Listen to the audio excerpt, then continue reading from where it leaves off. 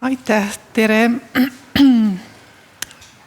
Ma olin see inspiratsioonipäev on väga õigesti nimetatud. Ma olen tõesti väga inspireeritud kõikidest eelmistest vestlustest, et seda väga keeruline on sellele nüüd järgi tulla, sellele ülimalt praktilisele vestlusele, et kuidas päriselt inimesi kaasata ja nüüd minna rahvusvahelisele tasandile, kus me tegelikult räägime rohkem printsiipidest ja väärtustest ja mis meil andmed näitavad.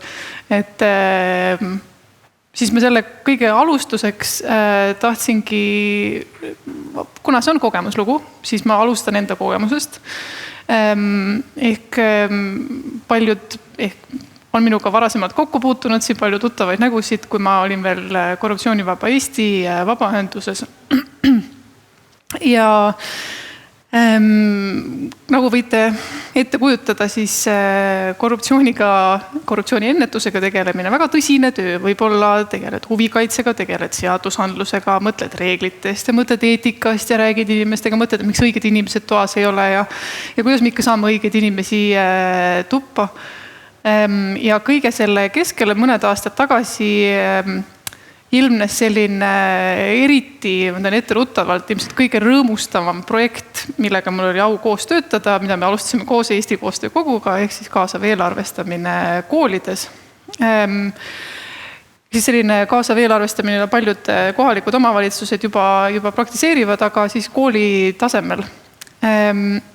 Ja vaatame, kus mul siin saan kohe teile ette ka näidata, mis olid selle tulemused. Esimesel aastal me olime siis 4 koolis ja minu jaoks täiesti fundamentaalselt muutis tegelikult seda, et kus ma nägin, kus see rõhuasetus just tollal minu jaoks siis nagu korruptsiooni ennetamisel peaks olema, aga tõi nagu laiemalt sellise avatuse teema ette.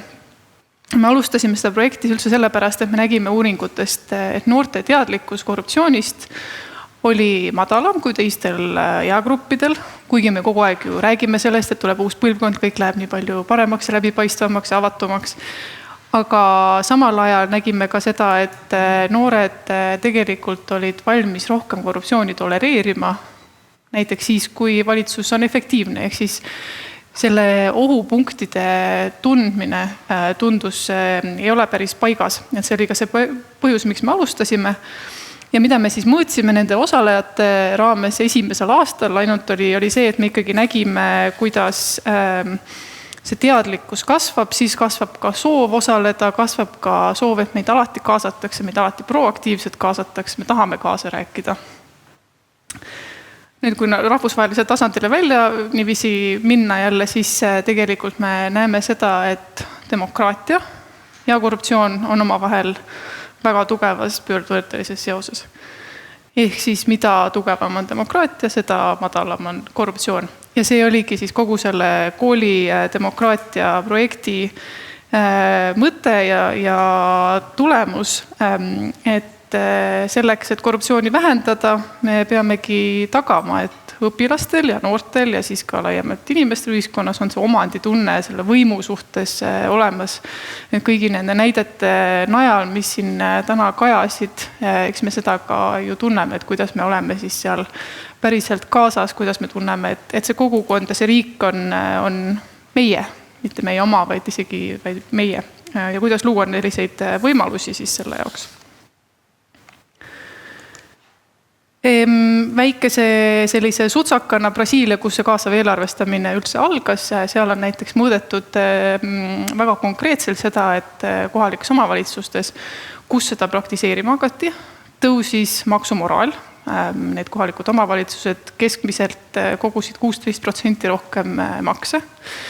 Nii et selline lihtne tegelikult harjutus, mingi osa eelarve välja andmine või otsustada andmine kogukonnale muutis seda, et nüüd ma saan aru, miks ma seda maksu maksan ja miks see võim seal eksisteerib.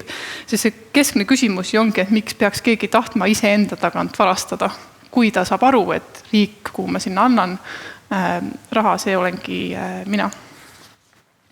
Globaalselt, mida me näeme, OECD eelmise aasta usaldusuuring näitas meile tegelikult seda, et kui me vaatame, mõõdame siis seda, millised inimesed usaldavad meie valitsust kõige rohkem ja kõige vähem, siis see muutuja, mis siin oluline on, ei ole üldse mitte vanus, ei ole see, mis soost nad on, isegi see pole oluline, et kas see inimene või erakond, kelle nad valisid, on võimul. Kõige olulisem siin on see, kas nemad usuvad, et neil on võime kaasa rääkida ja kas nende häälel on mingisugune mõju sellele, milliseid otsuseid valitsus teeb. Ja kui me räägime lihtsalt Eestist laiemalt, kui nüüd avatud valitsemise partnerlus, kui selline, kus ma siis töötan sekretariaadis, on 77 riigist koosnev organisatsioon, kus Eesti on samuti liige. Ja lisaks on meil 150 kohalikku omavalitsust, kes samamoodi tegelevad avatud valitsemise edendamisega tegevuskavade kaudu. Et kus me sellises laiemas võrdluses näeme Eestit, on ikkagi see, et meil on igasugused meetodid ja reeglid ja juhised on ju tegelikult olemas. Kes on varasemalt siin sellel üritusel käinud, siis võib-olla tuleb tuttav ette. Avatud valitsemise teekaart sai siin tutvustatud. Et küsimus siin ongi, et kuna see aktiivne kaasamine ja arutlemine ei ole lihtne, nagu me nägime täna, kuuleme, see võib olla vahel tänamatu. See on raske, see on pikaaegne protsess, siis peame endale nagu väga teadlikult tunnistama, et kui me seda ei tee, siis sellel on väga tõsised tagajärjed. Nii et küsimus, kuidas rakendada kõiki neid tegelikult välja toodud häid meetodeid, häid näiteid, mis tegelikult teistes kohalikes omavalitsuses rahvusvaheliselt meie avatud valitsemise partnerluse kaudu on tegelikult olemas ja kuidas neid päriselt rakendada, mitte lasta ennast nendest kriisiolukordadest kanda ja kuidas kultuuri siis teadlikult ka muuta, et see ei oleks koorem, vaid see on selline asi, kus meil on ühine vastutus, kus siis muuta seda kultuuri mitte ainult valitsemise sees, aga kuidas tekitada seda soovi ja pidevat sellist rõõmu sellest osalemise võimalikkusest.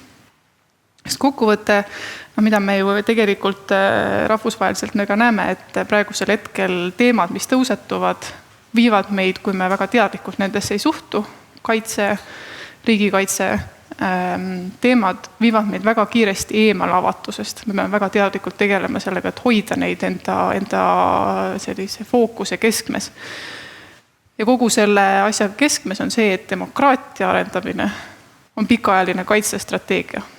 Me võime osta relvi, me peame seda tegema, me peame arendama oma kaitsevõimekust, aga sellesama asja kõrval me peame väga teadlikult tegelema oma demokraatia tugevdamisega, sidususega, usaldusega.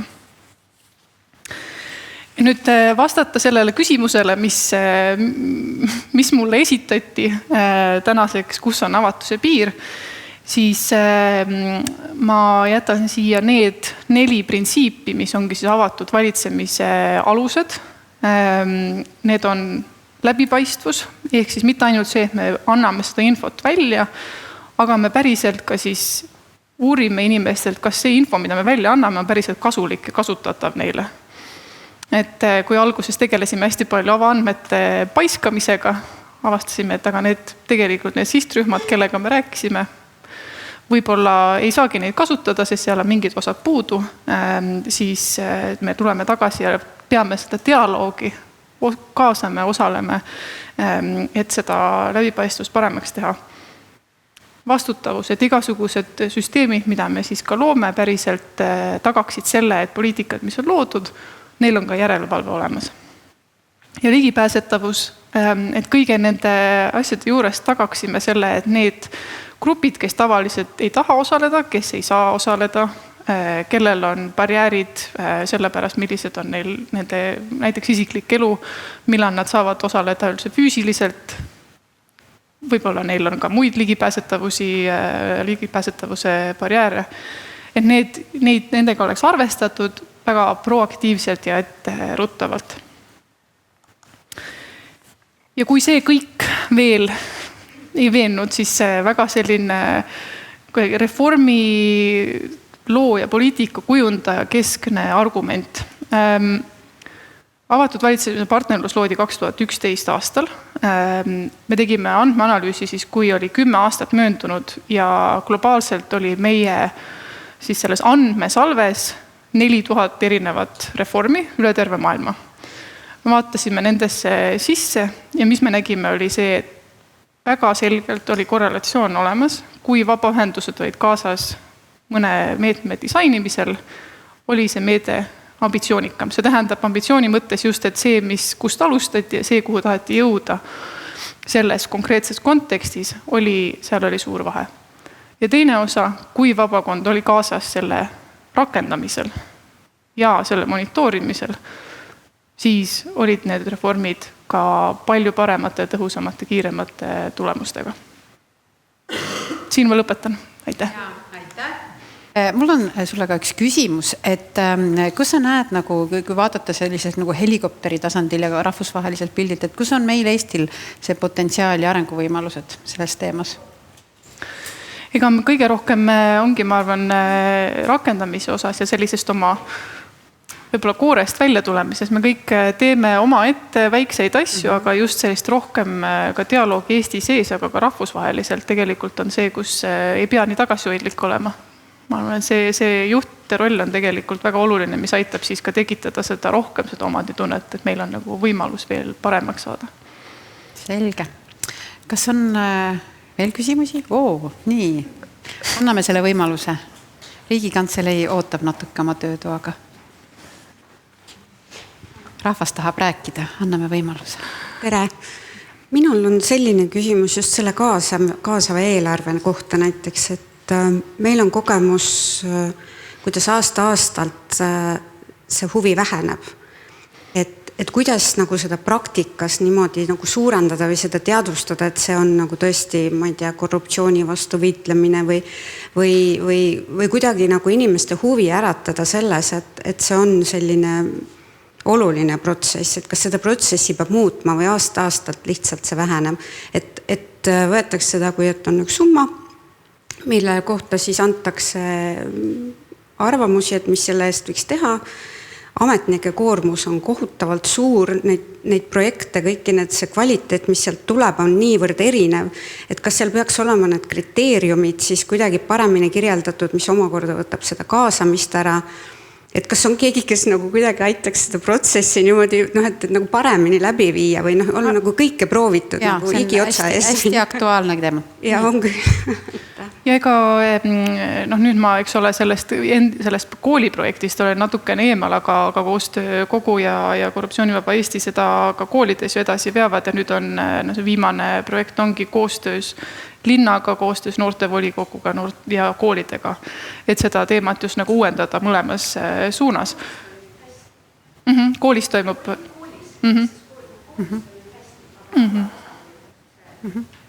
Ja ega seal on kindlasti ekspertorganisatsioone, kes suudavad minust seda paremini vastata, aga ma tahtsin selle kohta lihtsalt öelda, et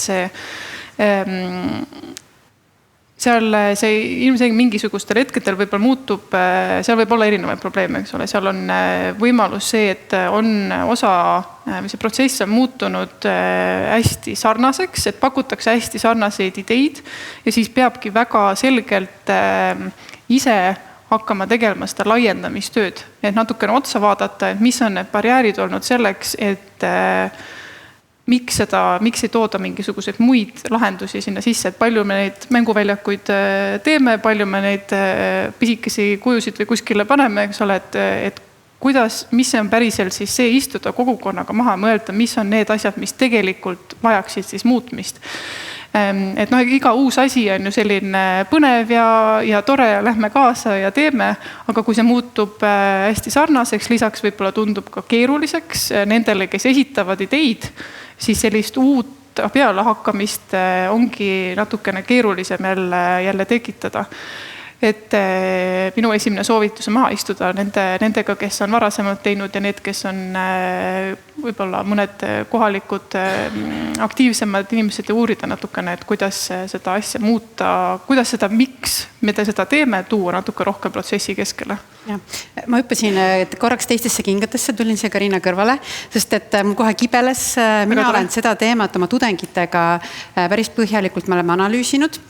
Ja ma arvan, et Eestis on väga vähe kohti, kus kaasavat eelarvet tehakse selliselt, nagu siis sealt Porto Alegrost alguse saanud põhimõte on seda teinud, et Eestis ta on hästi selgelt koos hääletamine, mitte koos loomine, mitte nende erinevate ideede vahel arutelu, ütleme, mis nagu teemad välja tulevad, hästi teadlik see eeltöö, mis on enne seda, kui me jõuame sellesse faasi, kus me teeme sellega siirekliki või selle asja, et selle protsessi disain ilmselt on midagi, mis nagu tasuks üle vaadata, just see sama, nagu sa ütlesid, et miks seda üldse vaja selliselt teha on, mis on need vajadused ja kus see kaasamine selles protsessis on, et ta ei muutuks selliste projektitaotluste konkursiks, milleks ta täna on hästi paljuski nagu muutunud. Aga see, et ta on ajamahukas Helsingi linnavalitsusel on hästi strateegiline lähenemine kaasava eelarve jaoks ja nemad on öelnud seda, et see on kõige ressursimahukam eelarve rida nende jaoks, aga see on hästi selgelt teenib usalduse kasvatamise eesmärki kogukonna ja ametkonna vahel ja see on nagu see põhimõte, et ongi ressursimahukas nagu kogu see kaasamine ja usalduse kasvatamine, aga see on nagu pandud siis hästi nagu selle nii-öelda vankri ette ja mõtestatud läbi sellise usalduse ja koostöö kasvatamise võtme. Nii et need on minu taipamised, teadmised ja olen valmis sellel teemal ka edasi rääkima.